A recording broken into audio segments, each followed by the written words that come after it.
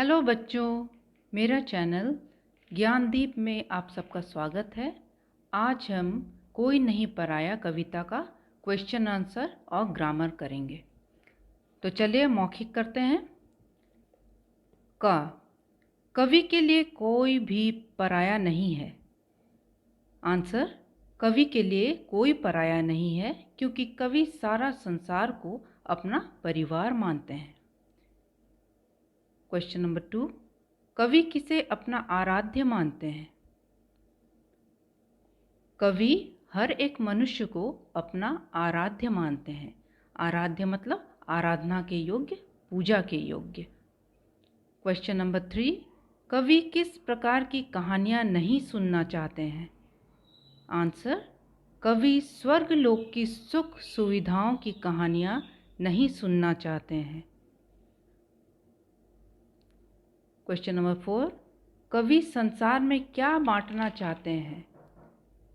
कवि संसार में प्यार और विश्व बंधुत्व बांटना चाहते हैं।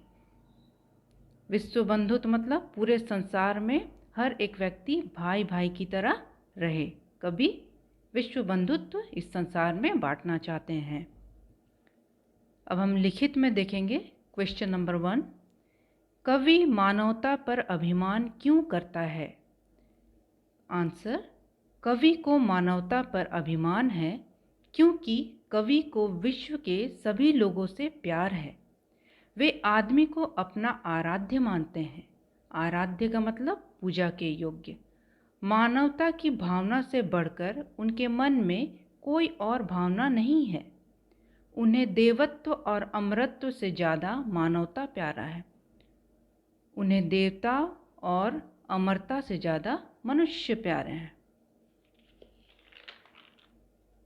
क्वेश्चन नंबर 2, कविता में धरती और स्वर्ग की तुलना किस रूप में की गई है? कविता में धरती और स्वर्ग की तुलना एक कोमल सुकुमार कहानियों के रूप में की गई है। कवि ने स्वर्ग को काल्पनिक और धरती को 100 स्वर्ग से भी ज़्यादा कोमल बताया है। क्वेश्चन नंबर 3, कवि कैसा जीवन बिताने की बात कर रहा है? आंसर, कवि कहते हैं कि अपने हित से ज़्यादा दूसरों के हित के लिए जियो। सब में प्यार बांटो, सब खुशी से जियो और लोगों को भी खुशी से जीने दो। कवि गरीब और दलितों के दुख को मिटाने की बात कर रहे हैं। समाज में जो असमानता है उसे मिटाकर अच्छा जीवन बिताने की बात कर रहे हैं। क्वेश्चन नंबर 4, दिए गए अर्थों के लिए कविता की सही पंक्ति चुनकर लिखिए। इसमें आपको कविता की सही पंक्ति चुननी है। यहाँ पे आपका मीनिंग दिया हुआ है, आपको कविता की पंक्ति चुनकर लिखनी है। मैं पुस्तकों में लिखी धर्म की परिभाषा का गुलाम नहीं हूँ। कविता की पंक्ति है, मेरा धर्म ना कुछ स्याही शब्दों का सिर्फ गुलाम है। इसका नंबर 2, प्रेम के बदले मुझे सकल अमरता भी स्वीकार नहीं है। कविता की पंक्ति में, और छोड़कर प्यार नहीं स्वीकार सकल अमरत्व भी। नंबर 3, सुख केवल एक व्यक्ति का ही नहीं है, उसमें जगत का भी हिस्सा है। कविता की पंक्ति है, सुख ना तुम्हारा केवल, जग का भी उसमें कुछ भाग है। तो बच्चों, इसका अर्थ आप समझ गए होंगे कैसे लिखना है। अब हम नेक्स्ट अर्थ स्पष्ट कीजिए। ये जो दिया गया है उसका अर्थ हमको समझाना है, मीनिंग समझाना है। क्वेश्चन नंबर 1, मुझसे तुम ना कहो मंदिर मस्जिद पर मैं सर टेक दूं। आंसर है, कवि संसार में रहने वाले हर एक मनुष्य को अपना आराध्य मानते हैं। मनुष्य को भगवान मानकर कवि उनकी सेवा करना चाहते हैं। इसलिए कवि मंदिर मस्जिद पर सर टेकना नहीं चाहते। क्वेश्चन नंबर 2, मेरा दर्द नहीं मेरा है, सबका हाहाकार है।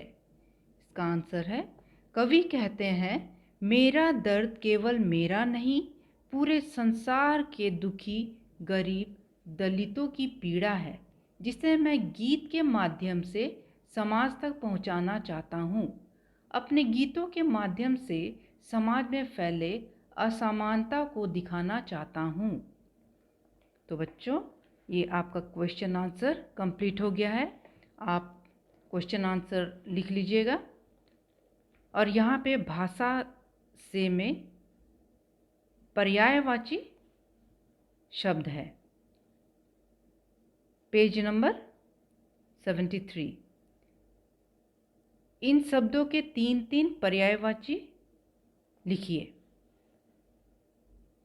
पहला है दीन, उसका पर्यायवाची होगा निर्धन, धनहीन, गरीब। राह, मार्ग, रास्ता, पथ। यत्न, कोशिश, प्रयत्न, प्रयास। यश, कीर्ति, प्रसिद्धि, ख्याति। नेह, प्रेम, स्नेह, प्यार। मित्र, सखा, दोस्त, मित्र।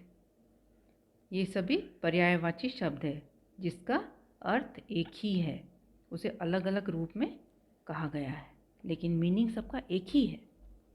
तो बच्चों, ये आपका क्वेश्चन आंसर विथ ग्रामर पूरा हो गया। आप अच्छी तरह इसे लिख लीजिएगा और नेक्स्ट क्लास में आपसे फिर मिलेंगे। तब तक के लिए थैंक यू।